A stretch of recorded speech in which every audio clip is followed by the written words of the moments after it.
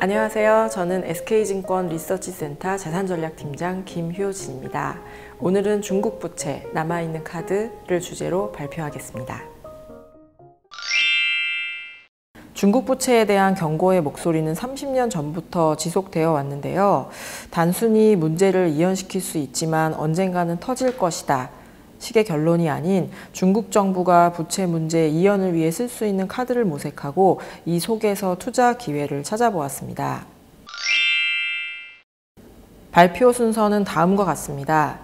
첫 번째, 유례 없는 부채 수준에도 불구하고 어떻게 지금까지 문제가 터지지 않았는지.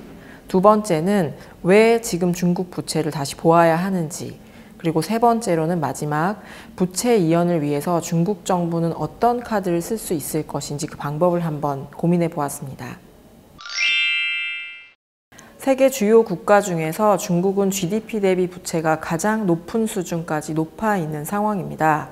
사실 다른 일반 국가라고 한다면 디폴트가 났을 수도 있는 수준인데요. 중국 정부는 어떻게 부채 문제를 이렇게 오랜 기간 동안 이연시킬 수 있었을까요? 여러 가지 이유가 있지만 첫 번째 요인은 바로 정무의 암묵적 보증에 있습니다. 그림에서 보시듯이 중국 4대 은행에서 중국 정부의 평균 지분율은 70%에 달합니다.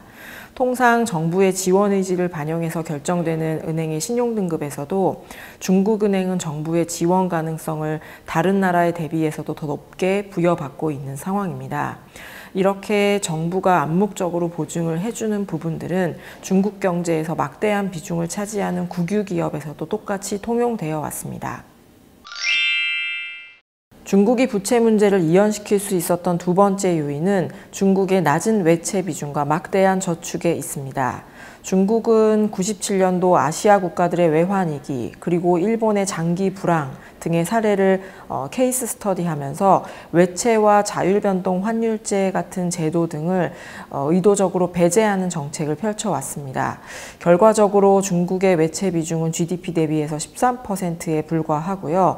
한국이나 태국 같은 나라들이 30% 내외인 걸 감안하면 굉장히 낮은 외채 비중 수준을 유지해 왔습니다.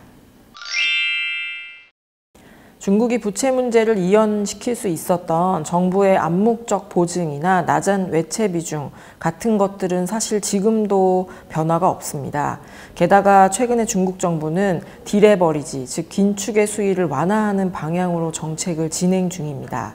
그럼에도 불구하고 중국의 부채 문제를 지금 다시 보아야 하는 이유는 세 가지입니다. 첫 번째는 디폴트의 증가, 두 번째는 지방정부의 재정 악화, 세 번째는 보호무역이라는 변수가 추가되었다는 점 때문입니다.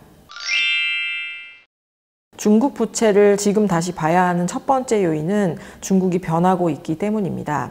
전체 경제 규모에 비해 디폴트 건수는 아직 미미하지만 파산이 금기시되었던 중국에는 이례적인 모습으로 디폴트가 늘어나고 있는 상황입니다. 게다가 20여 년 만에 해외 채권에서 디폴트가 발생했고요. 국유기업의 채권 디폴트 역시 발생을 한 상황입니다. 지방정부 중에서도 내몽골이 위험하다라는 보도 역시 계속 나오고 있는 상황입니다. 두 번째로 지방정부 부채가 급증하고 있다는 점 역시 문제입니다. 아직 경계감은 낮지만 지방정부 부채가 급증한 만큼 주의가 필요한 시점입니다. 중국의 지방정부 부채는 GDP 대비해서 65% 수준으로 발표가 되어 있는데 외국계 증권사들에서 전망하는 수치는 이것의 2배인 GDP 대비 130%입니다. 문제는 심각한 수준입니다. 세 번째는 보호무역이라는 변수입니다. 최근에 미국과 중국의 보호무역 공방이 계속되고 있는데요. 보호무역의 파국을 피하기 위해서 중국은 무역수지 적자를 의도적으로 선택할 수도 있는 상황입니다. 무역 흑자국인 중국과 무역 적자가 가능해진 중국의 정책과 향후의 미래는 완연히 다를 수밖에 없다는 게 저희의 분석입니다. 아직까지는 중국 정부가 부채 문제를 이연시킬 수 있는 여력이 있다고 판단은 되는데요. 그렇다면 향후의 중국 정부의 차선책 혹은 남아있는 카드는 무엇일까요? 성장을 구성하는 토지, 노동, 자본 중에서 저희는 자본을 주목합니다. 이 중에서도 해외 채권 발행과 주식시장 활성화가 중국 정부가 선택할 수 있는 옵션이 될 거라고 생각합니다. 자본 조달 중 해외 채권 발행 확대와 주식시장 부양을 생각하는 이유는 이미 의존도가 높은 은행을 열원시키고 직접 금융이 등판해야 되는 시점이기 때문입니다. 이미 간접 금융 중에서 은행 대출의 비중이 높은 중국 입장에서는 남은 카드는 회사채와 주식을 통해 자금을 조달하는 직접 금융이기 때문입니다. 내수 부양이라는 측면에서도 주식시장 활성화가 필요한 상황인데요. 중국 입장에서 부동산은 꺼트릴 수도 더 이상 끌어올리기도 힘든 존재가 되었습니다. 특히 중국 가계자산 중에서 부동산에 몰려있는 비중은 거의 80%로 매우 과중한 상황입니다. 금융자산에서도 성장률에 한참 못 미치는 이자만을 보전할 수 있는 은행 예금이 가계의 금융자산의 절반을 차지하고 있는 상황입니다.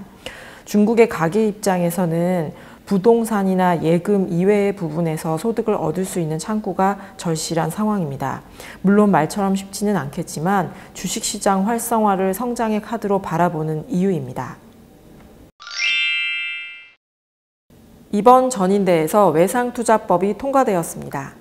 물론 실효성 여부의 논란은 있지만 대외 개방으로 미국의 체면을 살려주는 것과 더불어 자금 조달의 창구로 활용한다는 점을 생각하면 금융시장 개방은 일종의 절충안이 될 수 있다고 보입니다. 중국 금융 단계의 개방 수준을 보아도 향후에 개방을 확대하는 단계로 나아가고 있다는 점도 직접 금융 활성화를 지지하는 부분입니다. 중국 부채를 주제로 저희가 쭉 이야기를 드렸는데요. 사실 중국 정부의 제1 목표는 부채 문제의 해결보다는 성장의 유지에 있습니다. 중국 경제 구조는 자본을 더 많이 필요로 하는 구조로 변해 버렸고요. 중국 부채 문제는 숫자만 보면 당장 문제가 일어날 것처럼 보이지만 중국 정부는 남아있는 카드, 즉 해외 채권 발행과 주식시장 활성화를 통해서 부채 문제를 이어나고 성장을 도모할 것입니다. 그동안 중국 정부는 해외 채권 발행이나 주식시장 활성화에 대해서 굉장히 미온적이었는데요.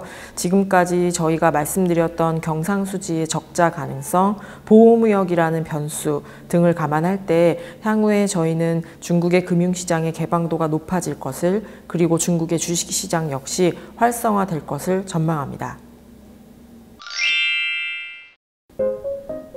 지금까지 중국 부채, 남아있는 카드를 주제로 준비한 내용을 말씀드렸습니다.